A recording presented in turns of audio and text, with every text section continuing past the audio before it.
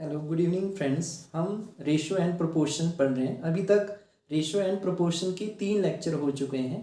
तो previous lecture में हमने बेसिक कंसेप्ट देखा था कि डिफरेंट रेशियो से हम एक सिंगल रेशियो के स्ट्रक्चर में कैसे जाएंगे। तो उसी कंसेप्ट को हम आगे कंटिन्यू करेंगे। तो चलिए स्टार्ट करते हैं, ठीक है। तो प्रीवियस क्लास में मैंने आपको बेसिक कंसेप्ट समझाया था कि जैसे आपको ए रेशियो बी और बी रेशियो सी, ये हमने एग्जाम्पल लिया था यहाँ पे 4:3 था और ये यहाँ पे 1:3 था। मैं इसका आपको बेसिक प्रीवियस क्लास में समझा चुका हूँ। इसका मैंने आपको एक शॉर्टकट बताया था कि कैसे हम एक सिंगल रेशियो में एक सिंगल कॉमन फैक्टर में इन सबको कन्वर्ट करेंगे। तो उसका प्रोसीजर मैंने आपको ये बताया था कि आपने इन रेशियो के इनके वेरिएबल के नीचे रखना है। जैसे यहाँ पे 4 आएगा, यहाँ पे 3 आएगा, तो जो नेक्स्ट रेशियो है वो सेकेंड लाइन पे जाएगा। लेकिन बी से स्टार्ट होगा तो ये हमने पढ़ा था, यहाँ पे 1 आएगा और ये यहाँ पे आपके पास 3 आएगा। तो फिर मैंने आपको कहा था कि ये हॉरिजॉन्टली यहाँ पे भरेगा। तो सी के यहाँ पे हॉरिजॉन्टली देखिए इस तरह से होगा, इसके नज़दीक यहाँ पे आपके पास क्या आ जाएगा 3 और हॉरिजॉन्टली इसके पास यहाँ पे क्या आ जाएगा 1। तो इस तरह से हमने इसको फिल किया था और इसके बाद हम क्या करते हैं, वर्टिकली इसको मल्टीप्लाई करते हैं। तो देखिए आप यहाँ पे 4 बन जा क्या बन गया 4, 3 बन जा बन गया 3, 3 3 जा बन गया 9। इससे ज़्यादा सिंपल नहीं किया जा सकता था। तो ए रेशो बी रेशो सी यहाँ पे आपका 4:3:9 बनेगा। तो ये मैंने आपको शॉर्टकट बताया था प्रीवियस क्लास में। देखिए इसका एक और शॉर्टकट बनता है जिससे ये फास्टली सॉल्व हो सकते हैं। उसमें हमें इस तरह से चार्ट बनाने की जरूरत नहीं होगी। तो इसको आपने समझना है, पहले मैं आपको ये बताऊंगा कैसे करना है, ठीक है। तो आप यहाँ से भी रिलेट कर सकते हैं। देखिए इस लाइन को मैं फर्स्ट लाइन कहूँगा, ये जो वर्टिकली है ऐसे, ये फर्स्ट लाइन है और ये आपके पास यहाँ पे सेकंड लाइन है, ठीक है। तो एक इस तरह के स्ट्रक्चर को तो आप याद भी कर सकते हैं, लेकिन अगर ये आपसे 4 या 5 यहाँ पे वेरिएबल में पूछा जाएगा तो उसको आप याद नहीं कर सकते। उसके लिए फिर आपको ट्रिक समझना पड़ेगा। देखिए तो ये फर्स्ट लाइन है, ये सेकेंड लाइन है। अब मैं यहाँ पे अगर यहाँ से सीधा ए रेशो बी रेशो सी लिखना चाहूँ तो इसके लिए आपने क्या करना है कि आप यहाँ पे लिख लीजिए कि सेकेंड लाइन से आपको कितनी वैल्यू पिक करनी है। ये डिपेंड करेगा इस वेरिएबल के नंबर पे। जैसे ये फर्स्ट है, ये सेकंड है, ये थर्ड है, तो इससे एक एक कम लिखना है जो भी इनका नंबरिंग है। जैसे यहाँ पे पहले नंबर पे है तो एक कम करेंगे 0 आ जाएगा। ये दूसरे नंबर पे एक कम करेंगे तो यहाँ पे आपके पास 1 आ जाएगा। ये तीसरे नंबर पे एक कम करेंगे तो यहाँ पे आपके पास 2 आ जाएगा। तो ये कह रहा है कि सेकेंड लाइन से आपको कितनी वैल्यू किस वेरिएबल के पिक करनी है। जैसे ये कह रहा है कि ए के लिए आपको सेकेंड लाइन से कोई भी वैल्यू लेने की जरूरत नहीं है, कोई भी वैल्यू नहीं आएगी। दैट मीन ए के लिए यही लाइन पूरी आ जाएगी। तो 4 बन जा आपके पास यहाँ पे क्या बन जाएगा 4। एक बार आपको समझना पड़ेगा, फिर आप ये समझ आप आसानी से इस तरह से क्वेश्चन सॉल्व कर पाएंगे। अब बी के लिए एक वैल्यू लेनी है आपने सेकेंड लाइन से, तो ये वाली वैल्यू हमेशा फर्स्ट से चलेंगे, ये एक वैल्यू आएगी। सेकेंड लाइन सेकेंड वैल्यू इसको नहीं मिल पाएगी यहाँ पे सेकेंड लाइन से, तो इसको कहाँ पे आना पड़ेगा, फर्स्ट लाइन पे जाना पड़ेगा जो वैल्यू यहाँ पे पिक करनी होगी। तो देखिए ये वाली वैल्यू यहाँ पे लेगा सेकंड, तो ऐसे 3 बन जा क्या बना 3। और सी के लिए देखिए बोला दोनों की दोनों यहाँ पे ये वैल्यू आ जाएगी, तो 3 3 जा यहाँ पे आपके पास क्या बना 9। आप इसकी हेल्प भी ले सकते हैं। देखिए ए के लिए क्या बना था 4 बन जा यहाँ पे 4। बी के लिए आप देखिए यहाँ पे क्या बना था 3 बन जा 3 और सी के लिए क्या बना था 3 3 जा 9। तो मैं यहाँ पे भी आपको इसको याद रखने का एक शॉर्टकट और बताता हूँ कि जैसे फर्स्ट और लास्ट यहाँ पे वेरिएबल की बात जाए तो उनके लिए कंप्लीट यहाँ पे लाइन आ जाती है। जैसे ऐसे सीधा आ जाएगा, ए के लिए 4 बन जा 4, लास्ट क्या था सी, तो उसके लिए 3 3 जा 9। तो मुझे लगता है आपको कंसेप्ट समझ आया होगा। हम और कुछ एग्जाम्पल देखते हैं, आपको चीजें क्लियर होगी। बाकी आप इसका याद रखने का स्ट्रक्चर ऐसा भी बनाया होता है बच्चों में कि उल्टा एन बनेगा। फॉर एग्जाम्पल जैसे मैं आपको कहूँ ए रेशो बी मान लीजिए 2:3 है और बी रेशो सी आपके पास यहाँ पे 4:5 बना। अब आप बेसिक से जा सकते हैं इस तरह से, जो हमने पहले वाला शॉर्टकट देखा था। बेसिक में तो हम कॉमन बनाते हैं यहाँ पे, यहाँ से अगर मुझे डायरेक्टली जाना है, लेकिन इस कंसेप्ट पे भी ध्यान देना है कि ये तभी अप्लाई होगा, ये उल्टा एन का स्ट्रक्चर तभी अप्लाई होगा इस तरह से जब आपका ये कंसेप्ट सक्सेसिव होगा। सक्सेसिव का मतलब क्या होगा कि जिससे मैंने रेशियो को एंड किया होगा अगले रेशियो में उसी से स्टार्ट होना चाहिए। अगर आपने बी से एंड किया है तो स्टार्ट किससे होना चाहिए, अगला रेशियो बी से। तो देखिए तभी उल्टा एन चलेगा। 2 4 जा क्या बन जाएगा 8। आप ऐसे लिखना चाहें, अगर मैं आपको कहूँ ए बी सी का रेशियो लिखना चाहें तो आप कहेंगे 2 4 जा 8 बनेगा। इसके लिए 4 3 जा देखिए इस तरह से जाएगा, 4 3 जा 12 बनेगा और 3 5 जा यहाँ पे 15 बनेगा। तो मुझे लगता है आपको ये समझ आएगा कि किस तरह से हम इसको करें। अब इसमें एग्जामिनर गलती कैसे करा सकता है, A/B 2/3 दे रखा होगा, उसने C/B आपको यहाँ पे उल्टा करके दे रखा होगा, C के सामने 5 आएगा और B के सामने 4। बच्चे फिर से, अब उसने A/B/C पूछा होगा, बच्चे फिर यही याद रखा होता है, इसको अप्लाई करते हैं और गलत करते हैं। जैसे क्या बना देंगे, 10 बना देंगे, 15 बना देंगे, 12 बना देंगे, और जो टोटली गलत होगा।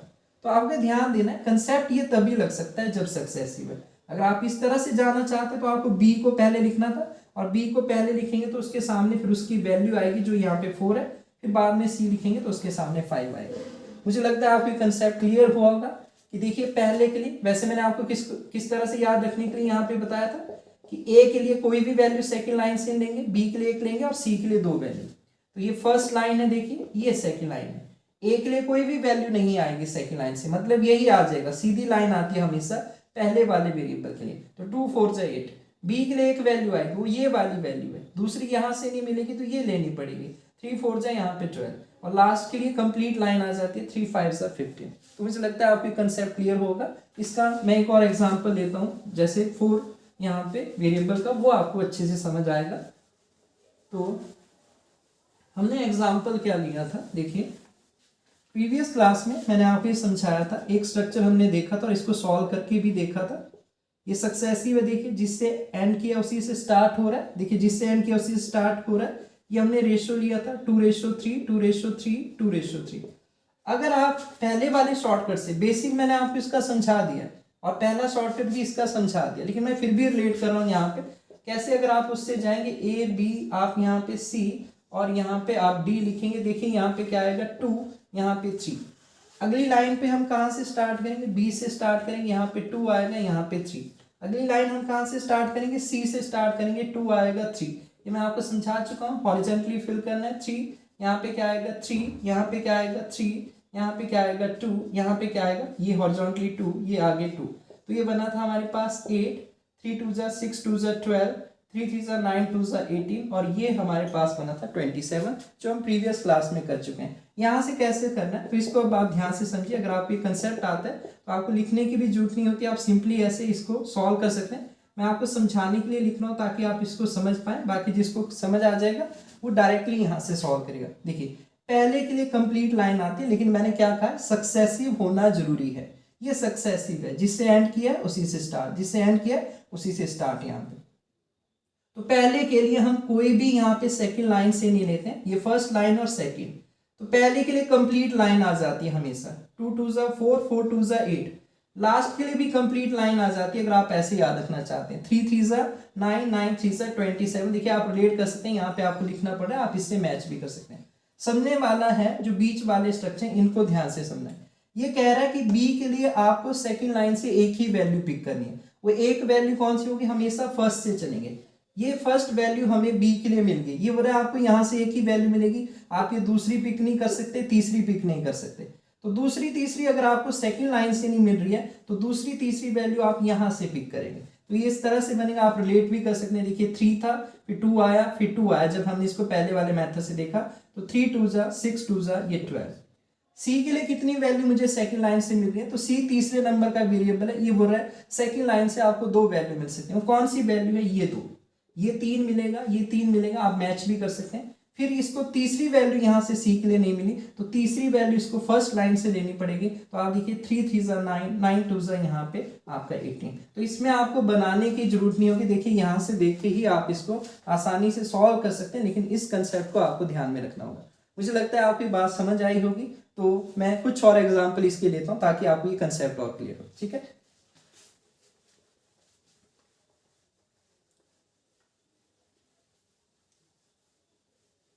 मान लीजिए जैसे मैं यहाँ पे A/B 2/3 B/C 1/4 C/D 5/2 ये लिखता हूँ। ठीक है, तो अगर आप इसका फास्टली आंसर करना चाहते हैं तो क्या आंसर बनेगा, A/B/C/D। क्या ये सक्सेसिव है, ये तभी हम फास्टली अप्लाई कर सकते हैं ये वाला मेथड अगर सक्सेसिव होगा, अगर नहीं होगा तो बनाना पड़ेगा। पहले के लिए कंप्लीट लाइन आप ये कह सकते हैं, देखिए 2 1 यहाँ पे 2 और 2 5 यहाँ पे 10। बी के लिए क्या होगा आप लिख सकते हैं अभी समझने के लिए, अगर आपको अच्छी तरह समझ नहीं आया। बी के लिए हम एक ही वैल्यू यहाँ से पिक करेंगे और ये वैल्यू होगी। बाकी दो वैल्यूज कहाँ से मिलेगी, यहाँ से नहीं मिलेगी, तो इस तरफ आना पड़ेगा, पहली यहाँ से, दूसरी यहाँ से, तीसरी यहाँ से। 3 1 जा 3, 3 5 जा आपके पास यहाँ पे 15। सी के लिए कितनी वैल्यू मुझे सेकंड लाइन से मिलेगी, बोल रहा है 2 वैल्यूज आपको मिलेगी, ये 3 और 4। तीसरी वैल्यू नहीं मिल पाएगी तो तीसरी के लिए यहाँ पे आना पड़ेगा, देखो ऐसे 3 4 जा 12, 12 5 जा आपके पास यहाँ पे 60। डी के लिए क्या होगा, कंप्लीट लाइन आएगी, 3 4 जा आपका यहाँ पे 12, 12 2 जा यहाँ पे 24। तो मुझे लगता है आपको ये कंसेप्ट समझ आया होगा। देखिए 2 5 जा 10 बना, इस तरह से पहली वैल्यू यहाँ से पिक की, दूसरी पे यहाँ है 3 1 जा 3, फिर 5 जा 15। सी के लिए हमें दो ही वैल्यू सेकंड लाइन से मिलनी है, 3 4 जा 12, 12 5 जा 60। मुझे लगता है क्लियर हुआ होगा। 3 4 जा यहाँ पे लास्ट के लिए कंप्लीट लाइन आ जाती है, और फर्स्ट के लिए हमने पढ़ा 3 4 जा यहाँ पे आपके पास 12, 12 2 जा 24। तो यहाँ पे कॉमन कुछ भी नहीं है यहाँ पे, क्योंकि यहाँ पे 2 कॉमन है तो यहाँ पे 2 नहीं आ रहा है, बाकी में 3 कॉमन है तो इसमें 3 नहीं आ रहा है, तो यही आपका फाइनल रेशियो होगा। मुझे लगता है आपको कंसेप्ट समझ आया होगा। इससे ज्यादा वेरिएबल होंगे तब भी आप इसी अप्रोच से इसको फास्टली सॉल्व कर सकते हैं। चलिए, तो मुझे लगता है और जो यहाँ पे आपको उलझाएगा, एक मैं आपको यहाँ पे कंसेप्ट और बताता हूँ। तो देखिए,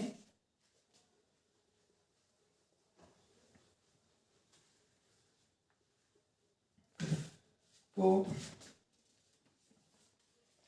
हो सकता है आपको देखिए इस तरह का रेशियो आ जाए यहाँ पे, एग्जामिनर ऐसे बना सकता है, ए रेशियो बी आपको जैसे ये दे दिया जाए 3/5 रेशियो 9/10, और आपको बी रेशियो सी यहाँ पे ये दे दिया जाए 1/2 रेशियो 3/4, और अब आपको ये बोला जाए A ratio B ratio C, जैसा हम फाइंड आउट कर रहे थे इस तरह का फाइंड करने का। तो इसको आपने समझना है, इस तरह से ये फ्रैक्शन से जाएंगे आप यहाँ पे, इस तरह से करेंगे तो ये लेंथ ही बन जाएगा। तो इसका तरीका क्या होता है, देखिए हमने बेसिक सिंप्लीकेशन में पढ़ा है, मैं एक आपको समझा देता हूँ। ए रेशियो बी लिखा जा सकता है इसको, तो इसको क्या लिखा जाएगा 3/5, और इसको लिखा जाएगा 9/10। तो आपने ये पढ़ा कि एक्सट्रीम टर्म्स की आपस में मल्टीप्लाई होती है, और ये इस तरह से, तो क्या बना ये 3 × 10, और ये क्या बना यहाँ पे 5 × 9।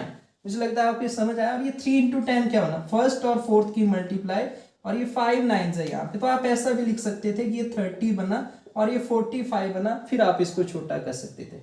तो देखिए जैसे आप यहाँ पे क्या कर सकते हैं, तो ये 15 के टेबल में आ रहे हैं, मैं आपको यहाँ पे सुझाव देता हूँ क्या आप और कर सकते हैं, यहीं से कैसे फास्टली करना है। तो मुझे लगता है आपको समझ आया होगा। 3 10 इसको पहले लिखना है 30, ये 45, और आप कैंसिल करेंगे 30 और 45 15 के टेबल में आते हैं। जैसे आप 5 से कैंसिल कीजिए 1 2 3 से कैंसिल करेंगे यहाँ पे, तब भी आपको पता चल जाता कि ए रेशियो बी को सिंपल करने पे क्या लिखा जा सकता है 2:3।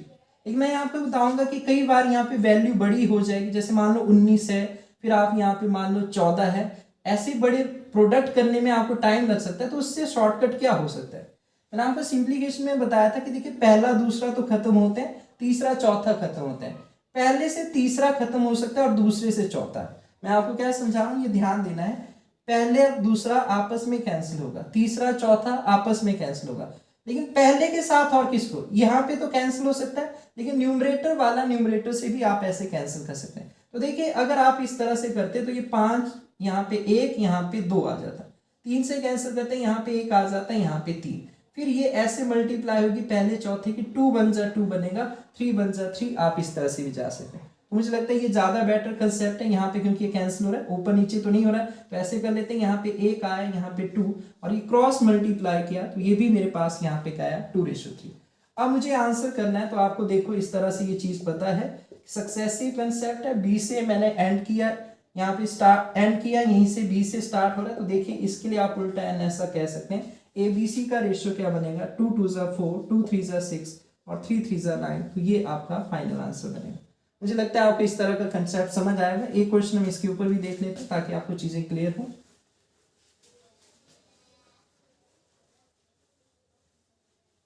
चलिए, जैसे मैं यहाँ पे क्वेश्चन पिक कर रहा हूँ, ए रेशियो बी आपको दे रखा है 1/2 रेशियो यहाँ पे 3/8, बी रेशियो सी आपको दे रखा है यहाँ पे 1/3 रेशियो यहाँ पे 5/9, जैसे सी रेशियो डी आपको दे रखा है 5/6 रेशियो यहाँ पे 3 आपके पास यहाँ पे 4। इसको हम सॉल्व करना है। देखिए तो यहां से न्यूमरेटर तो नहीं कैंसिल हो रहे, पहला दूसरा न्यूमरेटर डिनोमिनेटर इसका नहीं कैंसिल हो रहा है, यहाँ पे नहीं हो रहा है, हाँ लेकिन डिनोमिनेटर कैंसिल हो रहे हैं। 2 1 2 होता है यहाँ पे 4, तो सिंपल करने पे ये रेशियो क्या बनेगा 4:3। मुझे लगता है आपकी बात समझ आई होगी, मैं इसको आपको समझा चुका हूँ। यहाँ पे देखिए कैंसिल हो चुका है, ये 1 आएगा, यहाँ पे 3 पहले चौथे की गुना होती है, तो इनका रेशियो क्या बनेगा 3:5। यहाँ पे क्या कैंसिल हो रहा है 2 से कैंसिल हो रहा है, यहाँ पे 3 आ जाएगा, यहाँ पे आपके पास 2 आ जाएगा, रेशियो क्या बनेगा 5 2 यहाँ पे 10 बनेगा और यहाँ पे 3 3 9। सक्सेसिव है तो मैं डायरेक्टली यहाँ से लिख सकता हूँ। देखिए क्या रेशियो बन रहा है आपके पास, अगर आप ध्यान दें, ठीक है, आपके पास इस तरह का स्ट्रक्चर बन रहा है कि A:B 4:3 है, B:C आपके पास 3:5 है। अगर आप यहां से आप ये कंसेप्ट पढ़ चुके हैं कि B सेम है तो इनका ABC का रेशियो इन शॉर्ट आपके पास 4:3:5 बन जाएगा।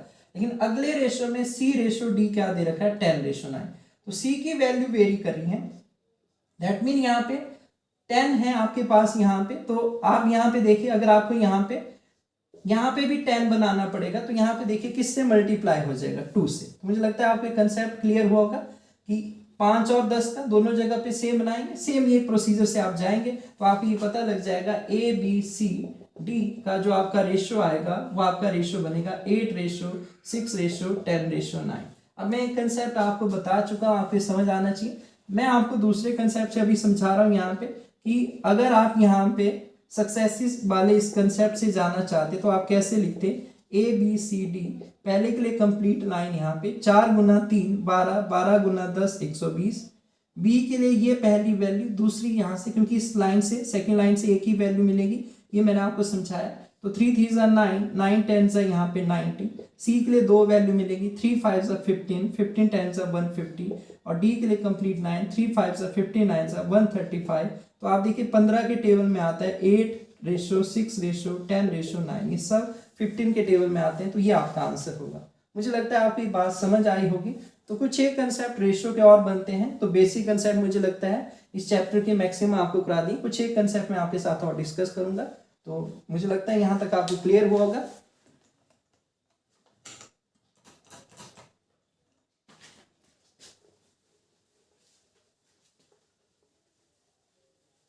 अब एक क्वेश्चन मैं आपको यहाँ पे इस तरह का कंसेप्ट समझाता हूँ, ठीक। एक आपको इस तरह का रेशियो आ सकता है A:B + C रेशियो, जैसे ये 1:2 दे रखा है, और यहाँ पे आपको ऐसा दे सकता है A + C, ये 1:3 दे रखा है। तो अब यहाँ से आपसे ये हो सकता है कि A, B और आप C का रेशियो बताइए यहाँ पे। तो देखिए हमने पढ़ा कि अगर हम जोड़ दें कि टोटल कितने हिस्सों में बट रहा है, तो A, B, C के बीच में यहाँ पे कोई चीज कितने हिस्सों में बट रही है, तो आप ये कह सकते हैं 3 हिस्सों में बट रही है। लेकिन उन्हीं A, B, C के बीच में ये चीज यहाँ पे इस रेशियो के अकॉर्डिंग कितने हिस्सों में बट रही है 4।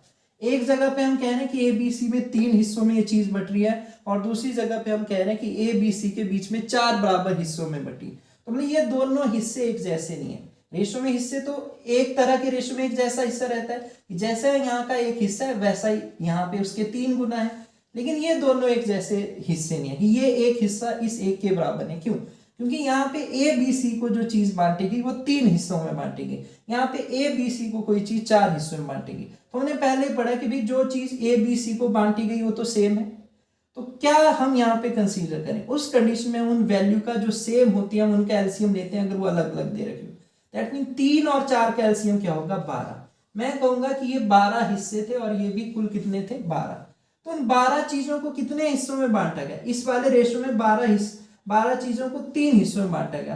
तो इस वाले रेशो में एक हिस्सा कितने के बराबर है 4। अगर इसको नहीं समझ आता तो मैं आपको समझाने के लिए कह देता हूं कि ये 12 रुपए बांटे गए। यहाँ पे 12 रुपए कितने हिस्सों में बांटेंगे 3 हिस्सों में, तो इस वाले के एक हिस्से में कितना आता है 4 रुपए, और इस 12 रुपए को यहाँ पे 4 हिस्सों में बांटा गया है, तो बराबर ही है दोनों जगह पे, ABC के बीच में ही बांटा गया। तो यहाँ पे एक हिस्से में कितना आएगा, यहाँ पे एक हिस्से में आप कहेंगे 3 रुपए आएगा। तो अब देखो रेशियो में एक जैसे यूनिट का लेते हैं, तो आपको बताएं यहाँ पे कि A के पास यहाँ का एक हिस्सा इस रेशियो में, तो A के पास इस वाले रेशियो का आप देखिए एक हिस्से में इसमें कितना आता है 4 रुपए आएगा। A के पास हमें पता लग गया कितना रुपए आ गया 4 रुपए, ठीक है। B और C के पास कितना आ गया, फिर यहाँ पे 2 हिस्से हैं तो B और C के पास 8 रुपए आ गए। यहाँ से मुझे पता लगा कि इसके एक हिस्से में 3 रुपए आता है, दैट मीन मुझे यहाँ से पता लग गया कि बी के पास कितने रुपए आएंगे, 3 रुपए आएंगे। तो ए और सी के पास कितने आएंगे, 3 हिस्से हैं, 3 गुना 3 क्या होंगे, 9 रुपए होंगे। तो आप यहां से देखिए, आपको ये क्लियर हो गया कि बी के पास 3 रुपए आए, तो टोटल तो हमने इनके पास कितने रुपए बांटे, 12 रुपए। इसका मतलब 4 और 3 7 होता है, तो आपको ऐसे पता लग जाएगा सी के पास कितने हैं, 5 रुपए। अगर आपने जस्टिफाई करना है तो आप देखिए यहाँ पे आपको ये पता था बी और सी का हिस्सा 8 रुपए है, बी का हम 3 कह रहे हैं, तो देखिए सी का कितना बनेगा, 5 रुपए, 8 बनेगा। तभी आपको यहाँ पे पता था कि देखिए ए और सी के हिस्से को हम 9 रुपया कह रहे हैं, तो आपको पता है ए के पास 4 रुपए थे, तो सी के पास कितने होंगे, 5 रुपए होंगे, तभी 9 बने। तो मुझे लगता है आपको ये कंसेप्ट समझ आएगा। इस तरह के कंसेप्ट आपके क्वेश्चन में यूज हो सकता है, तो आपने ध्यान देना है कि इनका रेशियो क्या बनेगा। देखो अभी रुपए रुपए में है, तो अब हम कह सकते हैं ए बी सी का जो एक जैसे हिस्से होंगे, ए के पास 4 है, बी के पास 3 है और सी के पास 5 है। ये एक जैसे नहीं थे, क्योंकि इसमें हम ए बी सी को जो चीज बांटी थी वो टोटल 3 हिस्से करके बांटी थी, इसमें ए बी सी की जो चीज थी वो 4 हिस्सों में बांटी थी। मुझे लगता है मैंने अपनी तरफ से आपकी कंसेप्ट समझाने की कोशिश की है, आपको ये समझ आया होगा। तो एक क्वेश्चन मैं आपको और यहाँ पे कराने वाला हूँ। तो जैसे क्वेश्चन क्या है, ऐसा क्वेश्चन आपसे पूछा जा सकता है, जैसे ये कहा गया कि a प्लस बी प्लस सी की वैल्यू यहाँ पे 14 है, और आपको रेशियो दे रखा था कि a प्लस बी का जो जोड़ है और b प्लस सी का जोड़ और c प्लस a का जो जोड़ है वो 6:7:8 में होगा। इस क्वेश्चन में आपसे पूछा जाएगा फाइंड वैल्यू ऑफ c। अब ज्यादातर बच्चे यहाँ पे क्या करते हैं कि c की वैल्यू निकालनी तो a प्लस बी को 6 रखने लग जाते हैं और c को 8 यहाँ पे आंसर करते हैं। तो ये कोई इसकी 6 वैल्यू नहीं है, ये रेशियो कहा गया, और रेशियो आपको पता है कि कॉमन फैक्टर कैंसिल करने के बाद आता है। ये 6 तभी आएगा जब आपके पास यहाँ पे कॉमन फैक्टर इनका 1 होगा। तो ऐसा तो हमें नहीं पता है कि कॉमन फैक्टर है, तो अभी हम यहाँ पे x अटैच कर देते हैं, हमें पता है कि इस तरह से। दैट मीन ये क्या कह रहा है कि देखो a प्लस बी, a और b को जोड़ेंगे तो 6x बनेगा, b और c को जोड़ेंगे तो ये 7x बनेगा, और c प्लस a को जोड़ेंगे तो ये 8x बनेगा। तो अगर आप इन सबको जोड़ देंगे ना तो आपको ये समझ आएगा कि a भी 2 बार आ गया, जैसे a 2 बार आ गया, b कितनी बार आ गया, ये भी 2 बार आ गया, c कितनी बार आ गया, ये भी 2 बार आ गया। लेकिन इन सबको जोड़ रहे हैं तो सब जोड़ने पे क्या बने, 6 7 13 और 8 यहाँ पे 21x बन गया। तो मुझे लगता है आपकी बात समझ आई होगी कि 21x क्या बना। अगर 2 कॉमन ले लूं मैं यहाँ से, सब में 2 कॉमन आ रहा है, तो आप ये कहेंगे 2 into a plus b plus c, ये 21x है। मैं तो तभी वैल्यू बता सकता हूँ c की जब मुझे a प्लस बी की वैल्यू पता चलेगी, और a प्लस बी की वैल्यू 6x है। जब तक मुझे कॉमन फैक्टर का पता नहीं चलेगा तब तक मैं आंसर नहीं कर सकता। तो कैसे रिलेट करूं, क्योंकि इसकी वैल्यू तो उसने बता रखी है कि a प्लस बी प्लस सी 14 के बराबर है। तो देखिए यहाँ पे मैंने वैल्यू पुट कर दी, 2 गुना 14, ये 28 आपका 21x के बराबर आ गया। तो आप यहाँ से कह सकते हैं कॉमन फैक्टर आपको मिल सकता है कि 21x अगर आपका यहाँ पे 28 के बराबर है, तो आप कहेंगे x की वैल्यू बनेगी 28 डिवाइडेड बाई 21, 7 के टेबल में आता है। तो आपका जो कॉमन फैक्टर बना वो 4/3 है, ये ध्यान देना। इसकी वैल्यू 6 तभी होती जब x की वैल्यू 1 आती, तो इसलिए ध्यान देना है कि c का आंसर आपको यहां से बताना है, क्योंकि a प्लस बी प्लस सी आपको पता है 14 के बराबर है। c का आंसर बताना है तो आपको a प्लस बी का पता चलना चाहिए। तो a प्लस बी की वैल्यू है 6x, x हमें पता है कितना कॉमन फैक्टर आया है इनका 4/3, ये कैंसिल किया तो a प्लस बी की वैल्यू मुझे यहां से पता चली कि 8 प्लस c यहाँ पे 14 है। अब c हमसे पूछा गया है तो ये 14 माइनस 8 आएगा, दैट मीन आपका आंसर आएगा यहाँ पे c की वैल्यू 6। तो आज की क्लास में हम इतना ही रखते हैं। नेक्स्ट क्लास में हम आपके एजीज, पार्टनरशिप और मिक्सचर के क्वेश्चन जो रेशियो के ऊपर बेस्ड है उनको स्टार्ट करेंगे। चलिए, थैंक यू।